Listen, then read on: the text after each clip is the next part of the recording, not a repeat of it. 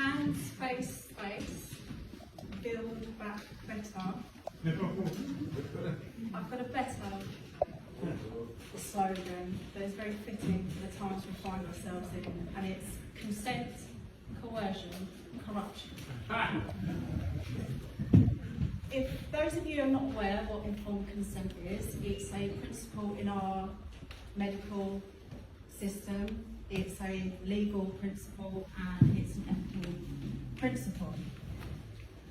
For any medical procedure to take place, you have to express your informed consent. It has to be voluntary, it has to be informed, and it has to be someone that's got the mental capacity to make that decision.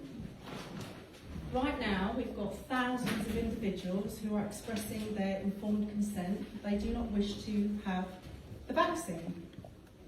Those individuals are those who are in the care sector right now. I myself was in that situation. I recently left because I would not be coerced into having this vaccine.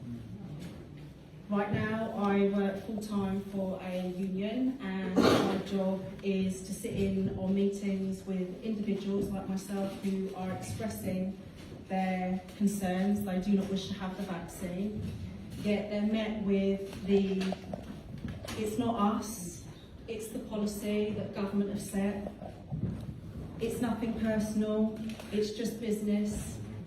As much as I can sit there and argue the case in point that it's immoral, it's unethical, the primary legislation supersedes the secondary legislation, it falls on deaf ears.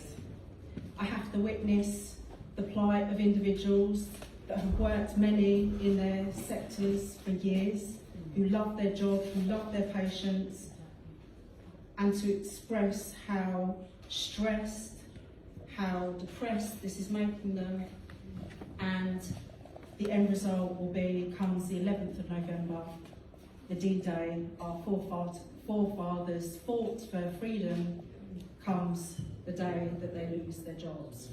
I have to sit there listening to employment, the registered managers of care homes expressing that they're already at safeguarding issues. They don't have the staff. This, if the impact assessment had been raised at the time when this went through Parliament, would have shown that already the care sector is under immense pressure. They're struggling to find good carers. And yet we're in a situation where we're going to lose carers, good, compassionate members of staff. Why? Because we've got a policy that's come into place that is dictating that they have to have a vaccine. That vaccine is still in clinical trials and can be verified on clinicaltrials.org. It's still in clinical trials until 2023. The cohort that we were told when the MRHA said, this is safe, we're rolling it out onto the British people. That study is still being tested on those individuals and doesn't stop until 2023. They also dictate about pregnant women to take this vaccine. They have not done one single safety study. They're now doing that now in August. So right now we've got thousands of individuals who want to keep their job. Many like myself, there was about 19 of us who didn't want this.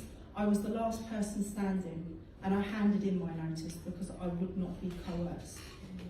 Many individuals have been coerced because they have to take the jab to keep their job, and that's effectively where we're at. No jab, no job, no liberty. Why is this happening? Why are people being pressured and coerced into this situation? Because we've got a piece of legislation, a legislation that is secondary. It's a statutory instrument. It falls under the Control of Disease Act of 1984.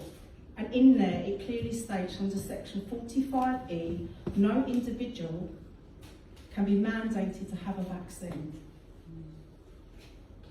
Yet that's ignored. Informed consent is ignored. It's really concerning, deeply concerning, and that's why I'm here and I speak out, that's why I'm active and I speak out on social media the way I do, because I can't allow the injustice to go unnoticed. I have to vocalise what's wrong, and this is wrong. The government right now, they have a plan B scenario. We will be in another form of lockdown. I'm not sure whether it will be what we've been used to, being locked down completely, but there will be another lockdown. It's under their plan B scenario. And this scenario will be the health pass.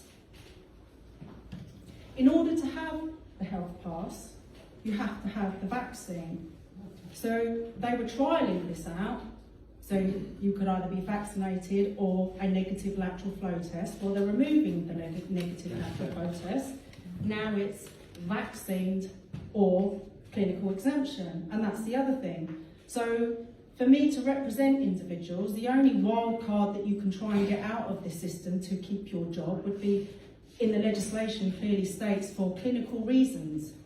But now the government, on the 1st of October, bear in mind the legislation came out in July, 3 months after, they said, yes, you can self-certify, but it has to be our way. You have to call 119, obtain your medical form, give that to your doctor, and your doctor has the final say without appeal. Nowhere has there been a decision without an appeal. So my third statement, the consent corruption, coercion. It is corruption. Right now, there's no other word to describe what's taking place. So going back to the health pass, in order to have your health pass to participate, and they're going to roll it out into large events, you have to be vaccinated. But this very health pass will be enacted under the Control of Disease Act of 1984, and again, under section 45E, it clearly states you cannot mandate medical treatment, i.e. vaccinations. So in order for me or you to participate into society, you need to be vaccinated. How is this possible? Why are we in this mess? Each day our fundamental freedoms are being withdrawn. And this whole situation with the vaccine, which I clearly stated, and you can verify yourself, can be verified on clinicaltrials.org, is still in clinical trials. I do not want to participate in a clinical study. Again, you have to get the informed consent. This has always been my argument. This is not about pro-vaccine, anti-vaccine, as they like to label someone like myself. As soon as you're labelled anti-vax, NLP, you're discredited. So my argument has always been informed consent, because it's a legal and medical principle. This is all about withdrawing our fundamental freedoms.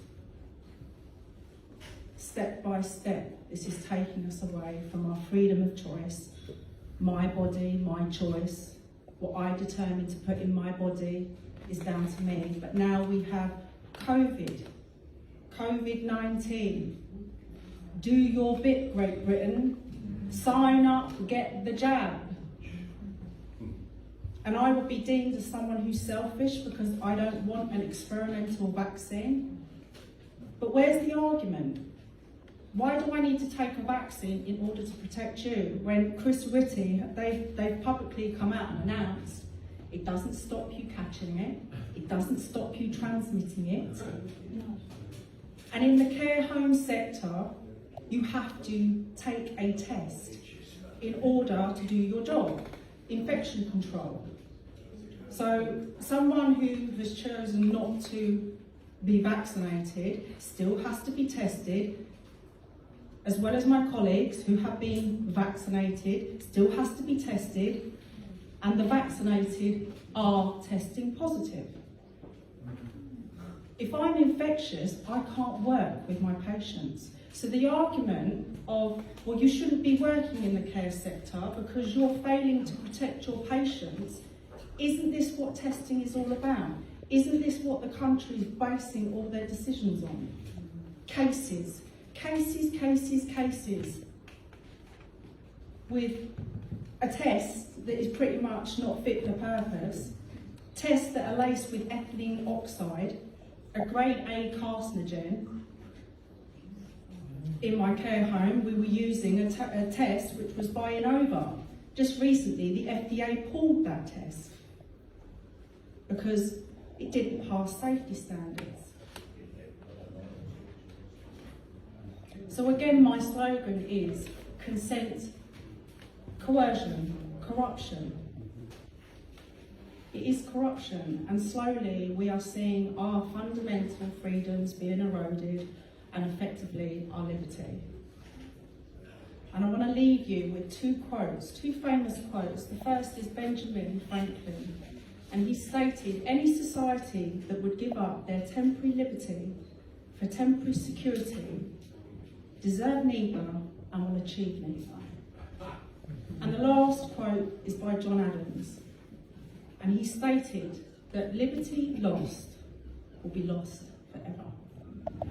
Thank you.